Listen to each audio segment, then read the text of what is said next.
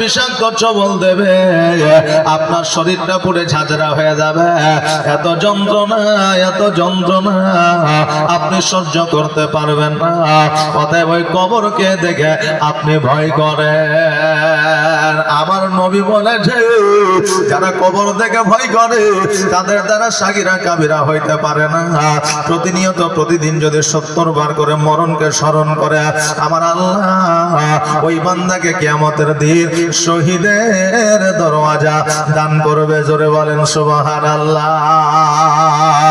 ও বাবাজি, ভাইরা, আমার মায়েরা, আজকে আমরা জগতের মধ্যে আমরা মদিনাতুল মুনাওয়ারায় যাওয়াটাকে অতি সহজ মনে করি। আজকে হজটাকে আমরা অতি সহজ মনে করি। আজকে দান খায়রাত থেকে আমরা অতি সহজ মনে করি। আজকে আমরা পৃথিবীর মধ্যে চলাফেরাটাকে সহজ মনে করি।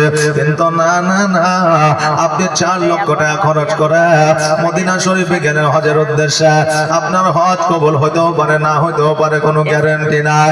আজকে আপনি নামাজ পড়লে আপনার নামাজ আল্লাহর দরবারে কবুল হইতেও পারে, না হইতেও পারে, কোনো গ্যারান্টি নাই।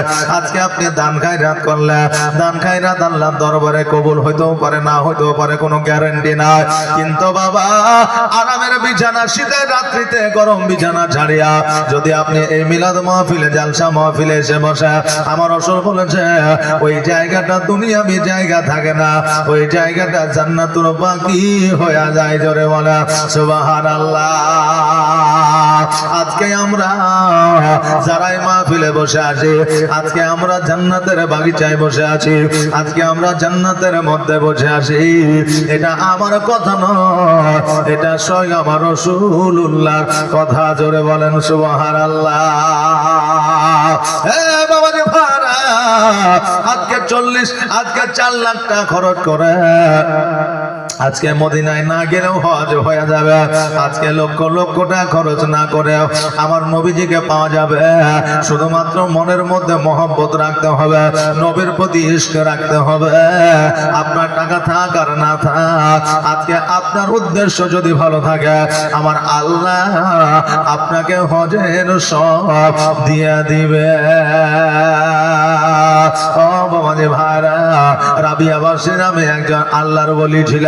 যেই রাবিয়া বাসী একজন মহিলা ছিলেন গো, ওই রাবিয়া বাসী কাফেলাদের সঙ্গে লইয়া মদিনাতুল মুনাওয়ারায় যাওয়ার উদ্দেশ্যে রওনা দিয়ে দিলে।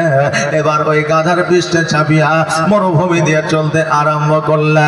একটা বাবা, আপনার বাবলা গাছের নিচে সকল আপনার মুরব্বীরা, সকল আপনার কাফেলার লোকেরা একটা জায়গায় যেন আরাম করতে আছে। আরাম করতে করতে যেন রাবিয়া বাসী যেন ঘুমিয়ে গেছে। এবার ঘুমিয়ে যাওয়ার পরে যখন আপনার ঘুমটা ভেঙেছে, দেখছে যেন সকলের গাধা জিন্দা আছে, রাবিয়া বাসীর গাধা যেন মারা গেছে। রাবিয়া বাসী বলে, আল্লাহ, আমি হজে যাওয়ার উদ্দেশ্যে আজকে আমি কাফেলা নিয়ে বার হলাম, আজকে গাধার পৃষ্ঠে চেপে আসলাম, আজকে আমার গাধাটাই মারা গেল।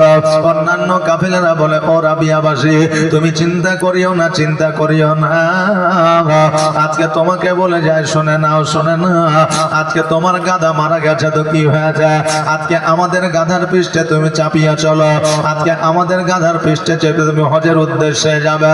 রাবিয়াবাসী বলল, শোনো রে, আজকে সবার গাধা চিন্তায় আছে, আমার গাধাটা কেন মারা গেল? অতএব আল্লাহ চাই না আমি গাধার পৃষ্ঠে চেপে হজের উদ্দেশ্যে রওনা দিই। আজকে আমি রাবিয়াবাসী ইরাদা করলাম, নিয়াত করলাম, আমি পায়ে হেঁটে আমি সোনার মদিনাতে যাব। আমি পায়ে হেঁটে হজের উদ্দেশ্যে রওনা হয়ে যাব। সকল কাফেলার লোকেরা যেন মদিনার দিকে রওনা হয়ে গেল, আরবের দিকে রওনা হয়ে গেল। গাধার পৃষ্ঠে চাপিয়া এইদিকে রাবিয়াবাসী পায়ে যেন হাঁটিয়া আপনার আরবের দিকে রওনা দিল। কিছু দূর যাওয়ার পরে লক্ষ্য করে দেখতেছে যেন গরম মরুভূমিতে রাবিয়াবাসী যেন আপনার পা গুলো পুড়ে গেছে, ফোসা হয়ে গেছে, ফোসা গুলো গলে গলে যেন আপনার পানি বাইরে হইতে আছে।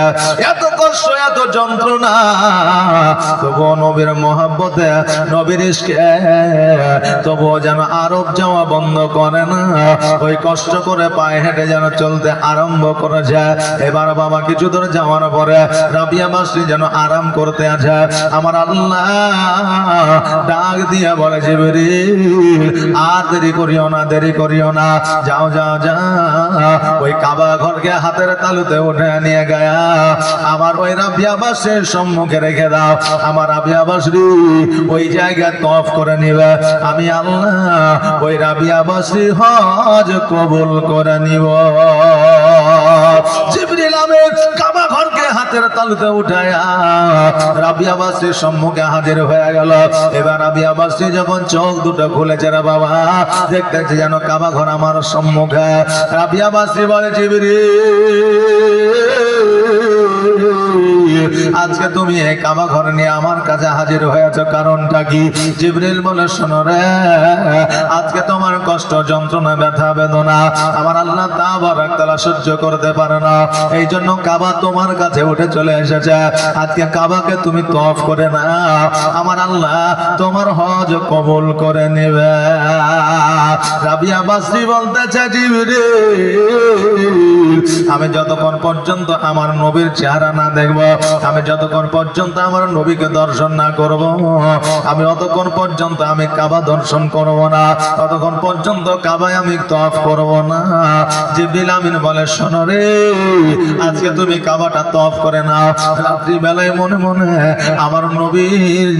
আমার নবীর কালেমা তুমি পড়বে, আমার নবী তোমার শব্দের মাধ্যমে আসবে, আর তোমার শব্দের মাধ্যমে আমার নবী যদি চলে আসে, তোমার হজ আল্লাহর দরবারে কবুল হয়ে যাবে। বাবা, জগতের মধ্যে সকলের চেহারা শয়তান ডুপ্লিসিটি করতে পারে, শয়তান সকলের চেহারা আপনার রূপ ধারণ করতে পারে, কিন্তু একমাত্র আমার নবীজি রূপ ধারণ করতে পারে না। ও বাবাজি ভাইরা, রাবিয়া মাসরি বলতেছে, আমি কি ঘুমায় গেলে, আমি কি চোখ বন্ধ করলে আমার নবীকে দেখতে পাবো? বলে, শোনো গো, আজকে যাদের নবীর প্রতি মহব্বত আছে, ভালোবাসা আছে, আজকে যাদের নবীর প্রতি ইশক আছে, তারা নবীজিকে স্বপ্নের মাধ্যমে দেখতে পায়। আর যারা নবীজিকে একবার স্বপ্নের মাধ্যমে দেখে নিল, তাদের জন্য জাহান্নামের আগুন হারাম হয়ে গেল। ও বাবাজি ভাইরা, একটু আগে দাহিয়া কালবের ঘটনা আপনারা শুনতেছিলেন। ওই দাহিয়া কালবের গায়ে আমার নবীজি চাদর মুবারক জড়ায় দিয়েছিল। আজকে অন্যান্য সাহাবীরা বলেছিল, ইয়া রাসূলুল্লাহ, ইয়া হাবিবাল্লাহ, নবী গো, আজকে একটা নয়, দুইটা নয়, শত নারীকে মরুভূমিতে যেন বালিতে ঢাকা দিয়ে মেরে দিয়েছে। ইয়া রাসূলুল্লাহ, এত বড় পাপীকে আপনি আপনার চাদর খানা কেন দিয়েছেন? আমার নবী বললে, আবু বকর, তোমার চাদর খানা দিলে ওই দাইয়া কালবের গুনাহ মাফ হইতো না। আজকে উমরের চাদর খানা দিলে দাইয়া কালবের গুনাহ মাফ হইতো না। আজকে আলীর চাদর খানা দিলে আজকে দাইয়া কালবের গুনাহ মাফ হইতো না। আমি নবী আমার চাদর মুবারক খানা আমি দাইয়া কালবের গায়ে জড়ায় দিয়েছি। এই গায়ে জড়ায় দেওয়ার কারণে এই দাইয়া কালবিকে জাহান্নামের আগুন পুড়াইতে পারবে না। জোরে বলা যাবে না সুবহানাল্লাহ।